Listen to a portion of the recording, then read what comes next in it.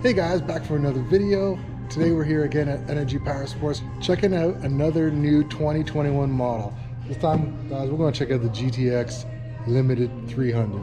Pretty much the Cadillac, the gold standard, the luxury edition of the CDs out there. So, in this 2021 model, guys, look at this.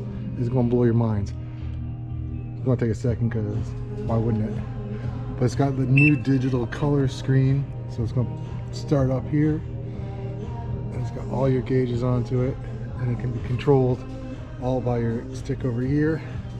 Man, that is sweet. So you can see like the temperature, your speeds, and all the things like that. So very, very cool system. I can't wait till they roll this out to other systems. As well as this unit, if you see right here, guys, it has the, wait, let me zoom in, the IDF. So this is the intelligent debris freeing system that's built into this model of the GTX, same as what's on the Fish Pro for what they're using on that model. So this has it as well. Other than that, it's the standard, has the Bluetooth with it built in. Again, the usual GTX kind of storage with the ability for the USB. Nice seats. I do like that they changed the color to this like all gray with a little bit of blue.